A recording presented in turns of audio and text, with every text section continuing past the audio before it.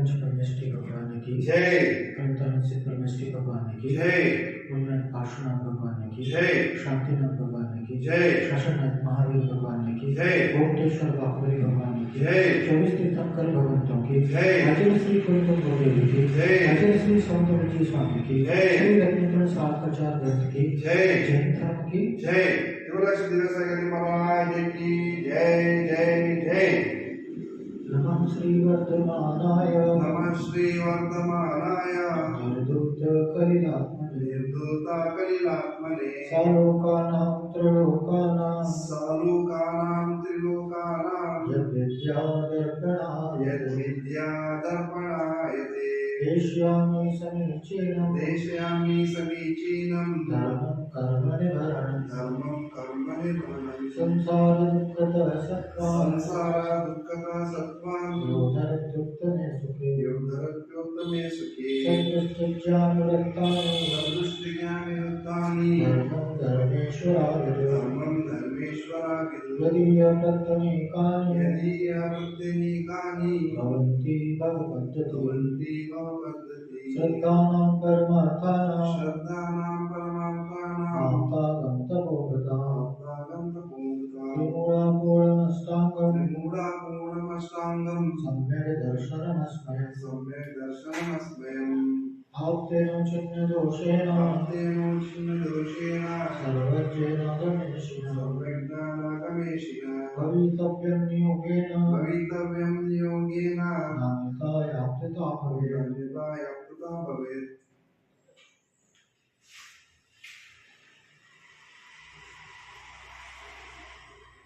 क्षुत्पिपासा जरातङ्क पिपासा जरातङ्क धर्मातङ्कभयस्मया धर्मान्तरभयस्मया रागद्वेषमोहाश्च रागद्वेषमोहश्च यस्यात्र सर्वतीर्थते यस्याप्ता सर्वतीर्थते परमेष्टि परं ज्योतिर् परमेष्टि परं ज्योतिर् विरागो विमलकृते विरागो विमलकृते सर्वज्ञानादिमध्यान्त सर्वज्ञानादिमध्यन्त सर्वशास्त्रोपलभ्यते सर्वशास्त्रोपलभ्यते अनात्मार्थं विना रागै अनात्मार्थं विना रागैः शास्त्राशास्त्री सतोहितम् शास्त्राशास्त्री सतोहितम् परं शिल्पी करस्पर्शः परं शिल्पे करस्पर्शं ऊर्जा किमपेक्षते ऊर्जा किम् अपेक्षते आप्तोपज्यमनुल्लङ्घ्य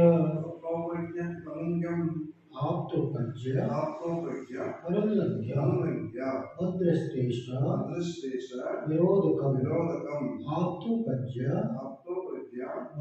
अनुल्लङ्घ्य अदृष्टेश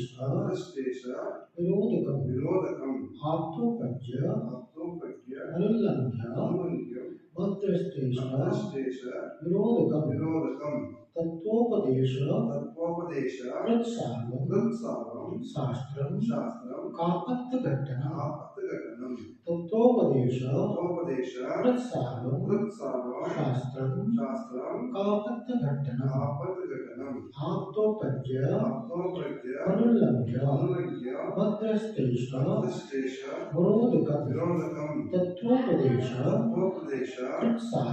कृत्सारं शास्त्रं कापत्यघट्टनं आप्तोपज्यमनुल्लङ्घ्य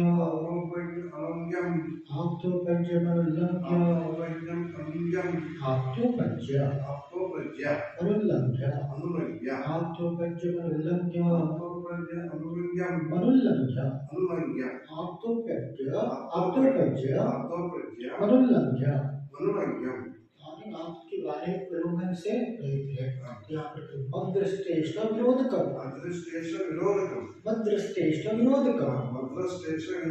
तत्त्वोपदेशकृत्सारं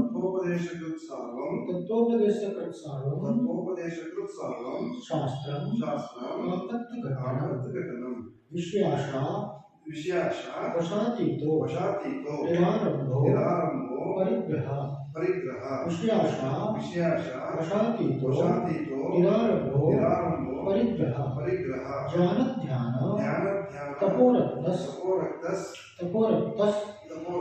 तपस्वी सत्प्रशस्यते आप्तोपज्यमनुल्लङ्घ्य मध्यस्थेष्टविरोधकं तत्त्वोपदेशकृत्सारं सर्वं शास्त्रं का पत्यदर्शनं शास्त्रकापत्रगणं विषयाशावशातीतो विषयाशावशातीतो निरारम्भो परिग्रहो निरारम्भो परिग्रहः ज्ञानध्यानतपोरक्तस्य ज्ञानाध्यानतपोरक्तस्य तपस्वी सप्रशस्यते तपस्वी स प्रशस्यते इदमेव दृश्यमेव इदेव विषयेव इदमेव दृश्यमेव इदमेव दृश्यमेव तत्त्वं नान्यचान्यथा तत्त्वं नान्यचान्यथा तत्त्वं नान्यचान्यथा तत्त्वं नान्यचान्यथा तत्त्वं नान्यचान्यथा तत्त्वं नान्यचान्यथा तत्त्वं नान्यचान्यथा तत्त्वं नान्यचान्यथा अन्यथा तत्त्वं नान्यचान्यथा तत्त्वं नान्यचान्यथा इत्तिकम्पाये सम्भवत् इदकम्पाय सम्भवत् सन्मार्गे संशयारुचि सन्मार्गे संशयारुचि इत्तिकम्पाये सम्भवत् इदकम्पाय सम्भवत् सन्मार्गे संशयारुचि सन्मार्गे संशयारुचि इदमेव दृश्यमेव इदेव दृश्येव इदमेव दृश्यमेव इदमेव दृश्यमेव तत्त्वं नान्यचान्यथा तत्त्वं नान्यचान्यथा इत्तिकम्पाये सम्भवत् इदकम्पाय सम्भवत् सन्मार्गे संशयारुचि सन्मार्गे संशयारुचि कर्मपरवशेषान्ते कर्मपरवशे शान्ते दुःखैरन्तरितोदये दुःखे अन्तरितोदये दुःखैरन्तरितोदये दुःखे अन्तरितोदये दुःखे दुःखैरन्तरितोदये अन्तरितोदये दुःखैरन्तरितोदये दुःखे अन्तरितोदये दुःखैरन्तरितोदये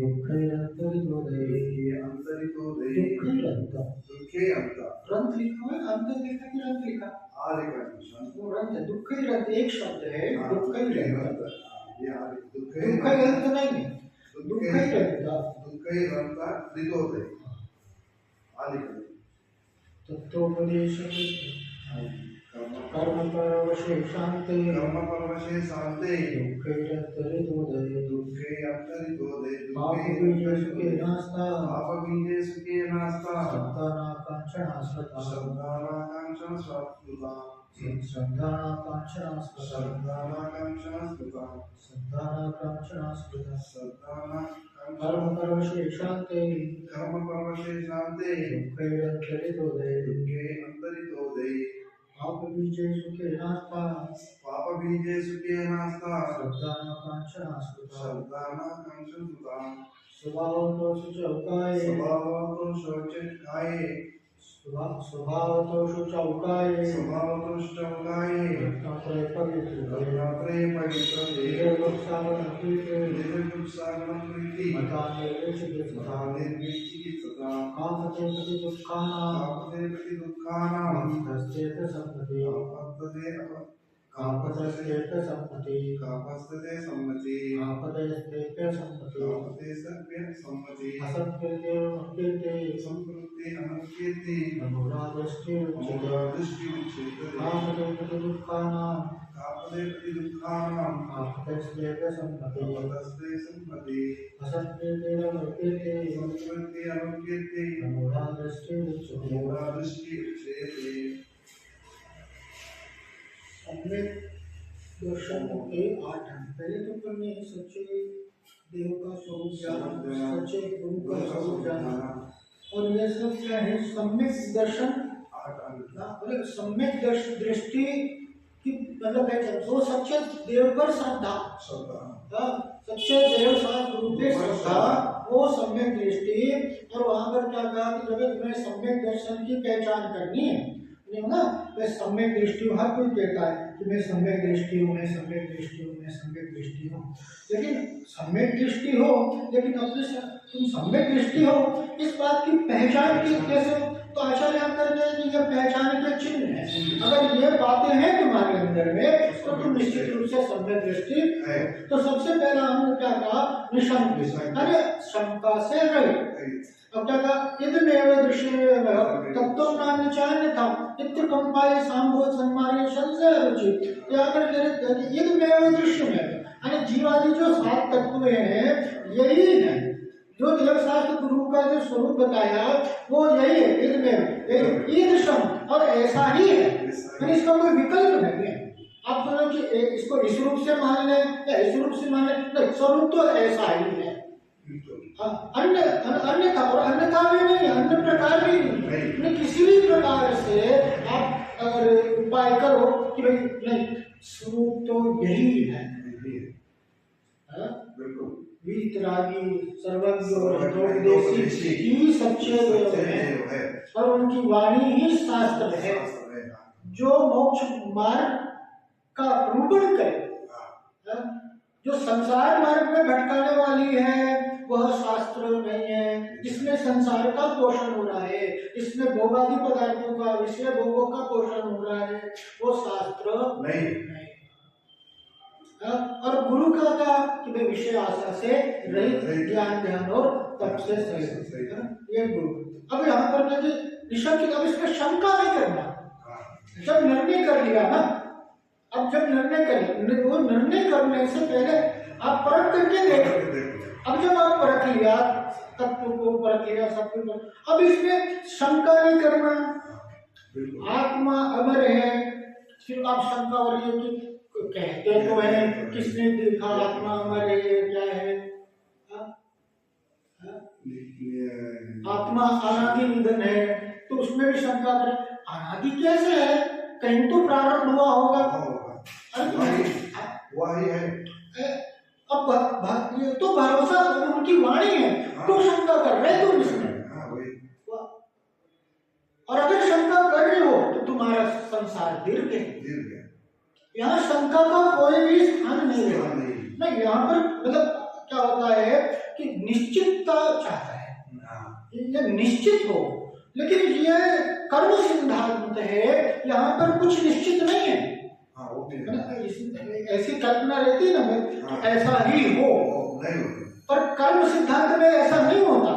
नहीं, हमेशा हो भी जाए और नहीं भी हो, क्योंकि उस कर्म सिद्धांत पर ही आधारित है। उदय के अनुसार सब कुछ होता है। हो सकता है उदय तत्काल है, उसी समय आ जाए, और आए तो वर्षों लग जाए, सदियों लग जाए। जीव आदि सात तत्व देव सात गुरु का स्वरूप ऐसा ही है, अन्य नहीं है और अन्य प्रकार भी नहीं है। इस तरह सन्मार्ग में, है ना, मोक्ष मार्ग में, सच्चे मतलब मुक्ति के मार्ग में, सच्चे सुख के मार्ग में देव सात प्रवाह रूप आए सांग। किस प्रकार से कहा कि तलवार की धार पर जिस प्रकार से है वो नीर है ना, पानी वो गिरता है तो उसको कोई भय रहता है कट जाऊंगा नहीं।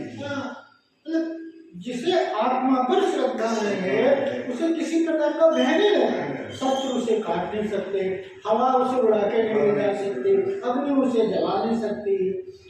तो इस प्रकार का आपका उपाय साधो, मतलब इसमें किसी भी प्रकार की शंका आदि से रहित, किसी प्रकार का शंका भी नहीं, संशय भी नहीं। संशय अर्थात ऐसा है कि वैसा है, इसको क्या कहते हैं? संशय। शंका तो पता नहीं है कि नहीं है, भरोसा ही नहीं हो रहा है, श्रद्धा ही नहीं हो रही है, विश्वास ही नहीं हो रहा है, तो फिर तुम यहाँ पर शंका से सही। दो सम्यक दृष्टि जीव होता है वो क्या? निशंक होता है। सच्चे देव शास्त्री गुरु के स्वरूप में, तत्व आदि के स्वरूप में वो। अब जब निशंक होगा तो क्या करे? वो आकांक्षा से भी रहित हो, क्योंकि जो स्वरूप को समझ लिया वो इस बात को जानता है कि मेरा इस संसार में किसी प्रकार की अपेक्षा करना वो क्या है? व्यर्थ है। क्योंकि क्या है स्वरूप? इन आकांक्षाओं का, इन इच्छाओं का, वांछाओं का क्या स्वरूप है? कर्म पर वशेष है, कर्म के वशीभूत है, मेरे चाहने से नहीं होता। हाँ, ये सब कर्म के उदय के अधीन है। हाँ, और क्या करे? हमसे सहित है, और कारण क्या मिल रहा है? सब कुछ करके देख लिया, दुखी हाथ लगता है, तकलीफी हाथ लगता है, और क्या? और पाप की संतति को बढ़ाने वाला है। हाँ, अगर इसमें लिप्त रहा, आकांक्षा आदि को पूर्ण करने में लिप्त रहा, भोग आदि विषयों में लिप्त रहा, तो क्या होगा? सुख की तो अपेक्षा रखता है, लेकिन मिलता क्या है? दुख, और उसका फल क्या? अनंत काल का पाप। ऐसे यदि तू दुख से अगर बचना चाहता है तो अपनी आकांक्षाओं, इच्छाओं को नियंत्रित कर। फिर आगे क्या कहा? निर्विचिकित्सा, तीसरा यहाँ पर स्वभाव तो सुचौका है, रत्नत्रय पवित्र के जिधर उत्साह बताने चिकित्सा। इसका हम कहता है कि ग्लानि से रहित वस्तु स्वरूप का विचार, स्वभाव का विचार कोई भी मतलब मैला या ये मतलब गरीब है तो उससे ग्लानि करते हैं, ये गरीब व्यक्ति है, अरे ये गरीब कल मतलब तेरे से कहीं ऊंचा पहुंच जाएगा। अभी क्या तो हमेशा नहीं रहता, ये संसार कैसा है, स्थिर नहीं है, सारी अवस्थाएं क्या है, अस्थिर है। गरीब अरबपति लाखपति करोड़पति हो जाता है, हाँ अरब खरबपति हो जाएगा, और अरब खरबपति क्या होता है, क्यों ग्लानि करना, कोई रोग है, कोई रोगी आ गया तो अरे रोगी है ऐसा नहीं सब, तो रोगी उसके कर्म का उदय, क्या ये कर्म का उदय तेरे जीवन में नहीं आ सकता? नहीं, ये नहीं कह सकता। अगर मतलब ग्लानि से रहित है तो तू इस प्रकार के कर्मों से बच सकता है। सम्यक दृष्टि जीव को किसी भी प्रकार की ग्लानि नहीं होती, वो तो वस्तु के स्वरूप पर विचार करता है, भाई इसके कर्म का उदय है तो उसको रोग हो गया, इसके कर्म का उदय है तो ये काला है, इसके कर्म का उदय है तो इसके शरीर से बास आ रही है, आदि आदि इस प्रकार से विचार करता है। तो यहाँ पर कह रहे कि ग्लानि से रहित बना वो निर्विचिकित्सा अनुगय है। वो मुनि आदि के बारे में भी बताया से कि वो रुग्ण अवस्था है या शरीर आदि से बदबू वगैरह आ रही है या तो है ना, तो उस प्रकार से उनसे ग्लानि नहीं करना। अब आगे क्या, अमूढ़ दृष्टि हमको देता है, काम के प्रति दुखाना, काम प्रस्ते संपत्ति असंप्रति रमण प्रति अमूढ़ दृष्टि यानी दुखाना, दुखों के पति कामते मार्ग स्वरूप मिथ्या दर्शन आदि कुमार है, तुम्हारे मिथ्या दर्शन है, मिथ्या दुख का कारण क्या है, मिथ्या, जीव दुखी किस कारण से है, मिथ्या के कारण से, क्योंकि उल्टी बुद्धि हो गई ना, उल्टी बुद्धि को क्या कहते हैं, मिथ्या। मतलब उल्टी बुद्धि अर्थात जो गलत को सही मान रहे हैं। अब इसका उपचार बहुत बड़ा कठिन है, और जिसको अपनी गलती का एहसास है ना, है वो उसका सुधार कर ले, लेकिन जो गलत को ही सही मान बैठा है, उसके दिमाग में क्या बैठ गया है कि मैं जो कर रहा हूँ वो सही कर रहा हूँ। अब बताओ, अब वो उसको सही कौन कर सकता है, वो तो उसका कर्म है, उसका कब कैसा उदय में आएगा तब जाके उसकी बुद्धि सही होगी। ऐसा मिथ्यात्व का प्रभाव रहता है कि उसको सन्मार्ग दिखाई नहीं देता, वो अंधकार में जैसे हम कुछ दिखाई नहीं देता, ऐसे मोह का मिथ्यात्व का अंधकार है कि स्वरूप नजर ही नहीं आता, वस्तु स्वरूप दिखाई नहीं देता। ऐसे दुख के मार्ग में, ऐसे कुमार्ग में जो तुम्हें बहुत भीषण दुखों की ओर ले जाने वाला, ऐसे कुमार्ग में स्थित जीव में जो ऐसे कुमार्गी हैं जो मिथ्यात्व का सेवन करते हैं, मिथ्या मतलब गुरु देव शास्त्र आदि पर पूजा आदि अर्चना आदि करके उनकी भक्ति करते हैं, तो करके ऐसे लोगों के लिए मानसिक सम्मति से रहित असम्मति, मतलब मन में नहीं उनकी सम्मति नहीं, मन से उसका समर्थन नहीं कर रहे, अच्छा कर रहे हैं इस प्रकार, और अगर वचन से भी नहीं, वचन से भी नहीं, वचन से उनकी प्रशंसा नहीं करना, और काय से भी मतलब ऐसे स्थान पे जाना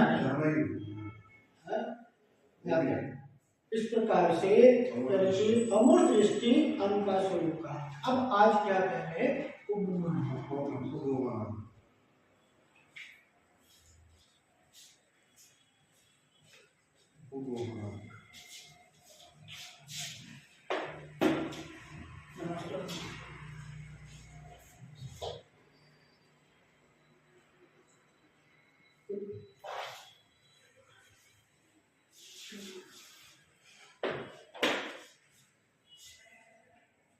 स्वयं शुद्धस्य मार्गस्य मार्गस्य बाला शब्द बालाशक्त जनाश्रयं जलाश्रयं स्वयं शुद्धस्य मार्गस्य बालाशक्त जनाश्रयं स्वयं शुद्धस्य मार्गस्य बालाशक्त जनाश्रयं स्वयं शुद्धस्य मार्गस्य बालाशक्त जनाश्रयं स्वयं शुद्धस्य मार्गस्य बालाशक्त जनाश्रयं वाञ्छतां यत् प्रमार्जन्ति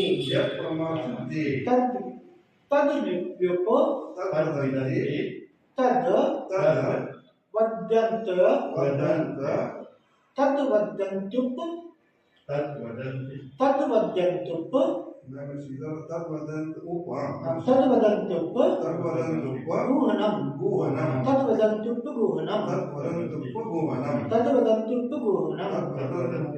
स्वयं शुद्धस्य मार्गस्य बालाशक्त जनाश्रयं वाञ्छतां यत् प्रमार्जन्ति तद् वदन्त्युपगुह्नं वाञ्छतां यत् प्रमार्जन्ति तद् वदन्त्युपगुह्नं स्वयं शुद्धस्य मार्गस्य बालाशक्त जनाश्रयं वाञ्छतां यत् प्रमार्जन्ति तद् वदन्त्युपगुह्नं स्वयं शुद्धस्य मार्गस्य बालाशक्त जनाश्रयं वाञ्छतां यत् प्रमार्जन्ति तद् वदन्त्युपगुह्नं स्वयं शुद्धस्य मार्गस्य बालाशक्त जनाश्रयं वाञ्छतां यत् प्रमार्जन्ति तद्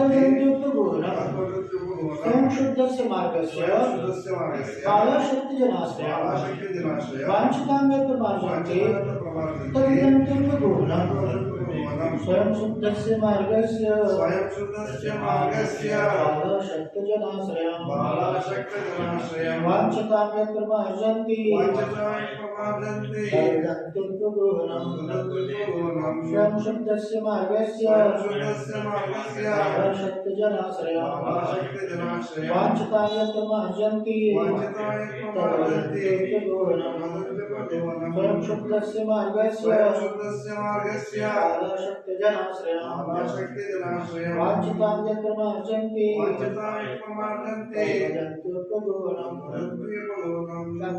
स्वयं यानी स्वाभाविक रूप से शुद्धस्य मार्गस्य शुद्ध पवित्र रत्नत्रय रूप मार्ग के बालाशक्त जनाश्रयं अज्ञानी तथा असमर्थ मनुष्यों के आश्रय से होने वाली वांछता निंदा को यत जो प्रमार्जित करते हैं दूर करते हैं तब उनके निंदा के दूर करने को अर्थात मार्जन को उपगुहन दोष छिपाने को उपगुहन गुण वदंती कहते हैं। क्या कह रहे हैं यहाँ पर? स्वयं यानी स्वाभाविक रूप से शुद्ध मार्ग, मतलब जो स्वाभाविक रूप से शुद्ध है उसे, मतलब मार्ग का स्वभाव कैसा है? शुद्ध स्वरूप ही है, उसमें किसी भी प्रकार का मतलब अशुद्धता का कोई स्थान ही नहीं, हर मतलब वो शुद्ध ही है, वो मार्ग है, वो पवित्र मार्ग है। और वो पवित्र मार्ग कैसा है? सम्यक दर्शन है, रत्नत्रय रूप मोक्ष मार्ग। अब ऐसे मोक्ष मार्ग में बालाशक्त जनाश्रयं अज्ञानी जो मोक्ष मार्ग में तो लगा हुआ है, लेकिन अभी क्या है? ज्ञान की हीनता है और क्या करे? असमर्थ है, मैंने शक्ति से क्या है? असमर्थ है, अभी समर्थ नहीं है। क्योंकि देखो उसकी मतलब उसका कितना अच्छा ये उपयोग है कि वो मोक्ष मार्ग में लगा हुआ है। हाँ, अज्ञानी है और असमर्थ है मनुष्यों के आश्रय से होने वाली। अब उनके आश्रय से अज्ञानी है, असमर्थ है, उनके आश्रय से उनके द्वारा मतलब कुछ दोष हो जाए, कोई उनके चर्या में या उनकी चारित्र में किसी प्रकार का दोष लग जाए, तो कह कि निंदा को, उनकी बुराई को, मतलब उसकी बुराई नहीं करना, उसकी चर्चा नहीं करना, और क्या करना? प्रमार्जन्ति, बल्कि उसे क्या करना? उस दोष को दूर करने का। उन्हें क्या एकांत में उनको, भाई आपने जो ये किया ना तो वो गलत कर इस प्रकार से उनको क्या एकांत में क्या करना, उनको समझाना, हाँ उनको समझाना, परिमार्जन कहते हैं उसको, परिमार्जित करना, तो उनके निंदा से दूर करने को अर्थात परिमार्जन को उपगुहन दोष, कि भाई दोष को छुपाना। क्या होता है कि भाई कोई भी किसी को दोष दिखाए, सफेद है ना, सफेद कपड़ा, पूरा कपड़ा झट सफेद है, लेकिन एक काला सा दाग है तो सारी दृष्टि कहाँ पर जाती है, काले दाग पड़ जाती है। लेकिन कई बार क्या होता है, जो होता है वो दिखता नहीं, जो दिखता है वो होता नहीं। आप तत्काल में उस दोष को देख करके निर्णय कर लेते कि ये सामने वाला दोषी है, पता नहीं क्या कैसा, क्या उसके पीछे क्या कारण हो, उस बात का मतलब छानबीन किए बिना तुरंत तत्काल निर्णय क्या कर लेते, अरे ये तो ऐसा है। और भी क्या करते हैं कि निंदा करने में लग जाते, निंदा में क्या पर बहुत सुख का, मतलब निंदा समान कोई सुख नहीं। आज आप देख लो कि किसी की प्रशंसा के लिए किसी को बोल दिया जाए कि दो शब्द बोल, तो बड़ा कठिन हो जाता है बोलना, लेकिन उसकी बुराई करने के लिए बोला जाए तो चौपाल पे बैठ करके बढ़िया 2-3 घंटे तक आराम से नमक मिर्च लगा करके बढ़िया उसको, नहीं ऐसा नहीं, ये सम्यक दृष्टि का काम नहीं। निंदा करना, किसी की बुराई करना, ये सम्यक दृष्टि का काम नहीं है। किसी की निंदा, किसी की बुराई, ये नीच गोत्र के बंध का कारण है। और खास करके धर्मी व्यक्ति के लिए, जो धर्म के बारे में लगा हुआ है, उसकी बुराई करके अपनी खुद की हानि हो रही है। तुम्हारे लिए धर्म स्वयं होने वाला नहीं है। फिर क्या धर्म से दूर हो जाओ। उपगुहन अर्थ कहता है कि जो दोष लगा हुआ है उस दोष को ढांकना।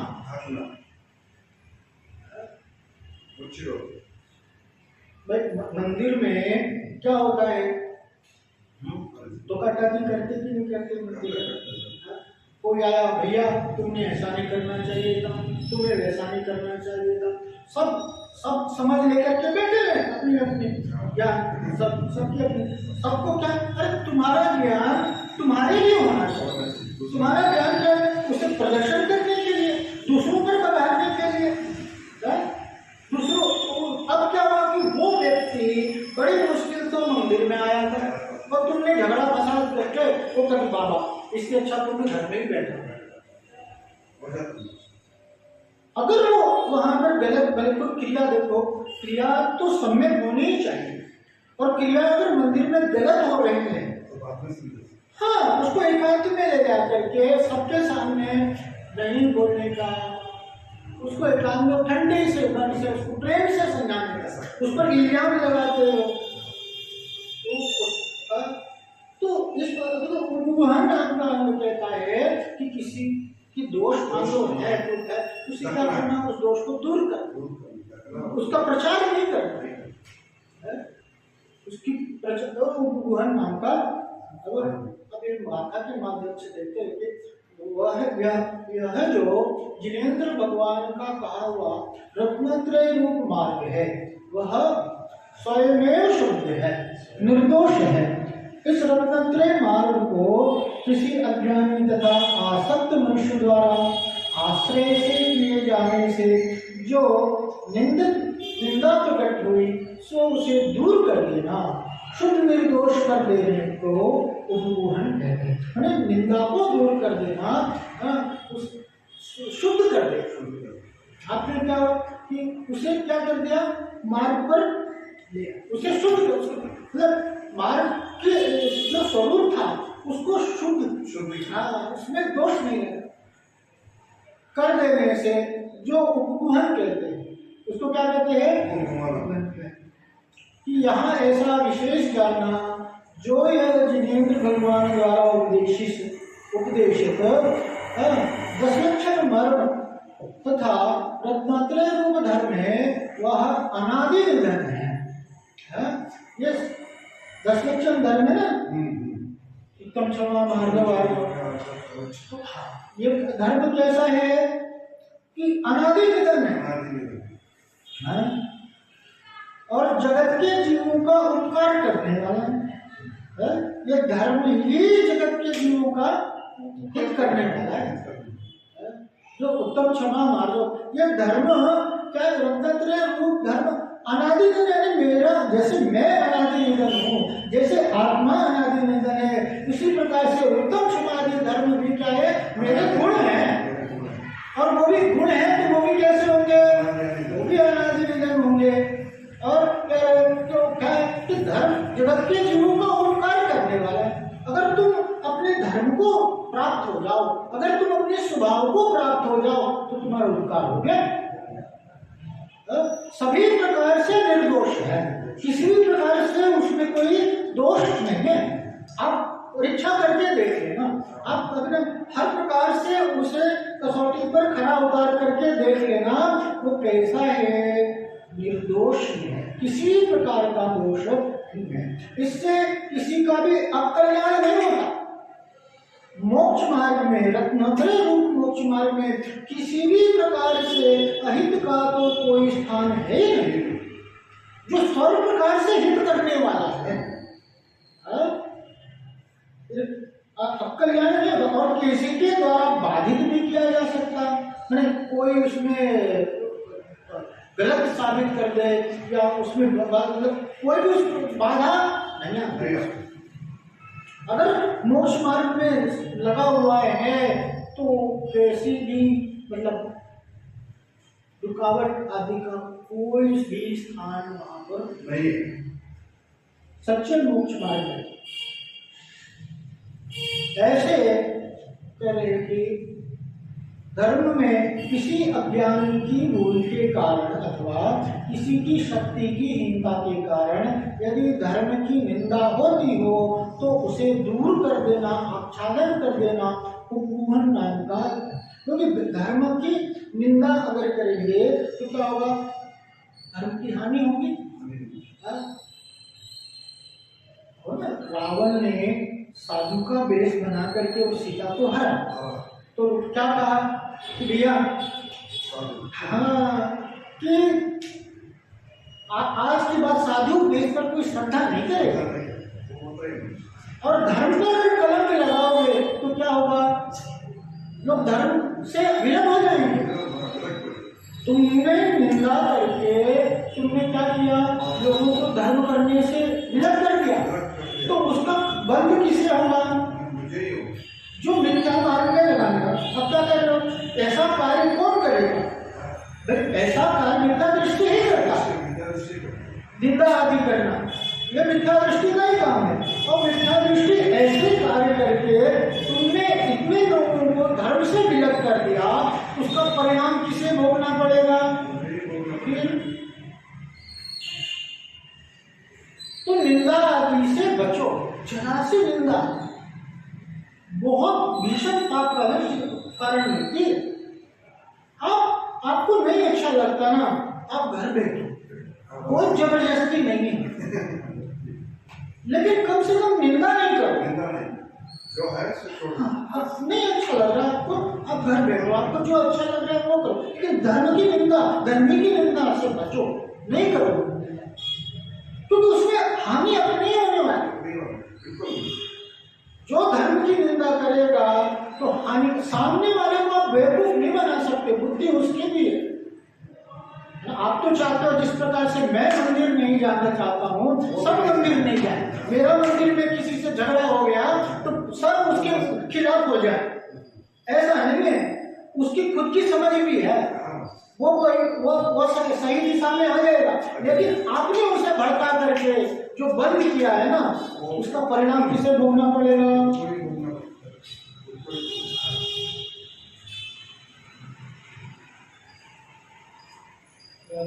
उसे दूर कर देना, आच्छादन कर देना, उपमोहन नाम का। एक अज्ञानी की भूल चूक को यदि अन्य मिथ्या दृष्टि सुनेंगे तो जैन धर्म की निंदा करेंगे तथा समस्त धर्मात्माओं को दूषण लगाएंगे और कहेंगे कि इस जैन धर्म में तो जितने भी ज्ञानी तपस्वी त्यागीवर्ती है वे सभी पाखंडी हैं। क्या हुआ कि भाई एक को दोष लगाया ना तो सभी ऐसे ही होते होंगे। क्या हो गया कि भैया एक गिलास नील है ना, उसमें विष डाल दिए तो क्या हुआ, पूरी की पूरी वो गिलास का नील है ना वो बर्बाद हो गई। तो उसी के कारण क्या होता है, जो निर्दोष है उनको भी दोषी मत माना जाए। दूषण एक लगाए और उसकी सजा सब भुगते हैं, क्या ये सही है? सभी एक जैसे नहीं होते।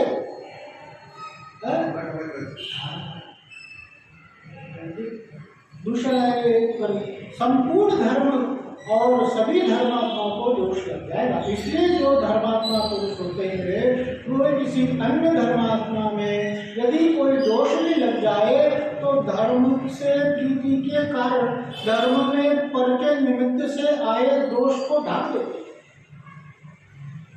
दोष को ढाक देते। क्योंकि दोष कौन लगाता है? जिसको दोष अच्छा लगता है। भैया जैसे ना कि कोई सफेद पिलर है, सफेद पिलर है, अब क्या उसको बुरा लग रहा है, कितना बढ़िया पिलर दिख रहा है, पूरा झट सफेद है, तो उसने थोड़ा सा गोबर या मल कुछ लेकर उठाया, उस पर लगा दिया ऐसे, अब बढ़िया लग रहा है। तो मल किसने लगाया? तुमने लगाया ना। वो पिलर तो वाइट ही है, उस पिलर को कुछ नहीं हुआ, तुमने अपने दोष की पुष्टि कर ली, उस पर दोष लगाते हैं। हाँ,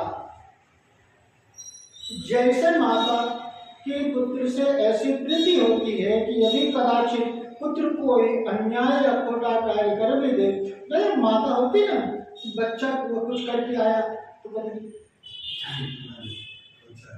कुछ नहीं किया, बचा लेती, खोटे को छिपा लेती, उसकी दोष को छिपा लेती, ढक लेती। उसी प्रकार धर्मात्मा पुरुष को धर्म से तथा साधर्म से ऐसी प्रीति होती। माँ को जैसे बच्चे से प्रीति होती ना, प्रेम होता है ना, लगाव होता है ना, माँ अगर बच्चे को कुछ वही उसकी गलती को छुपा लेती, तो कृष्ण की है ना, ये मैया मोरी मैं नहीं माखन खायो, मैया तू जननी, मैया तू जननी, मन की अति बोली, इनके समझ नहीं आयो रे मैया मोरी, इनके समझ नहीं आयो, बरबस मुख लपटायो रे मैया मोरी, मेरी माखन खायो। वो कुछ भी गलती करके आए तो क्या कहते, अरे पापा ये तो डांटेंगे, हमारे पास कुछ संभाल लूंगी। तो ऐसे क्या कुछ भी गलती करके आए, माँ जैसे संभाल लेती है, उसी प्रकार से एक सच्चा धर्मी क्या होता है, कोई दोष वगैरह कुछ भी है तो देखने बाद में इसका प्रचार वगैरह कुछ भी नहीं करना। जब बिगड़ जाए तो अपनी सामर्थ्य के अनुसार आच्छादन करता है। यदि किसी साधर्मी को कर्म प्रबल उदय से, अज्ञानता से, आसक्ति से, व्रत में, संयम में, शील में दोष आ जाए, बिगड़ जाए, तो अपनी सामर्थ्य अनुसार कर्म का उदय होता है कि कर्म का उदय तीव्र उदय आ जाता है। तब जब कर्म के तीव्र उदय में क्या होता है, कर्म का कुछ कहा नहीं जा सकता ना, कब कैसा कर्म हृदय में आ जाए, तो उस समय तो ऐसा लगता है। तो क्या हुआ कि उस समय तो दोषी दिख रहा है, लेकिन वो कर्म का उदय था, वो कर्म का उदय था, लेकिन जो मार्ग में सावधान है ना, वो वापिस उस मार्ग में लग जाएगा। दंसन भट्टा भट्टा दंसन भट्टा न सिद्ध्यन्ति सिद्ध्यन्ति चर्या भट्टा, दंसन भट्टा नृत्य निर्वाण। क्या बात, जो सम्यक दर्शन से भ्रष्ट है ना, वो भ्रष्ट में भी भ्रष्ट है। लेकिन सम्यक दर्शन है ना जिसके पास में, वो मान लो कुछ दोष लग भी जाए, हाँ वो समझ जाएगा। मूल में क्या है, सम्यक दर्शन। क्योंकि यहाँ पर कह रहे हैं कि दोषों को मत देखो, ये दोष बहुत हानिकारक है। बागीचे में जाते हैं, बागीचे में तो बागीचे में क्या चुनते? फूल भी है ना, और क्या है, कांटे भी है ना। तो कांटे चुनते क्या नहीं है, क्या चुनते? फूल चुनते फूल चुनते हैं ना, कांटे को छोड़ देते हैं ना। कांटे हमारे कोई काम के क्या? नहीं दोष हमारे कोई काम के नहीं है, नहीं हमारे काम के हैं गुण। गुण और अच्छाइयां हर जगह, आप तलाश तो करो। अगर दोष देखोगे तो दोष दिखेगा, अगर अच्छाइयां देखोगे तो अच्छाई दिखेगा। जिस प्रकार से जो फूल को चुनता है, वो फूल को चुनते चुनते उसकी जो डलिया होती है ना, बकेट, वो कैसे फूलों से भर जाती है। उसी प्रकार से जो गुणों को चुनता है वो क्या, उसका जीवन क्या, गुणों से विभूषित हो जाता है। इस प्रकार से उपगुण कहता है अपने दोषों को छिपाना, अपने जो साधर्मी हैं उनके दोषों को छिपाना, उनके दोषों को। जो साधर्मी भी क्या है, कोई पराये हैं क्या? साधर्मी शब्द क्या कहता है? अपनापन। धर्मो धर्मी के बिना, धर्मी के बिना धर्म नहीं होता। धर्म किसी अकेले की जागीर नहीं है।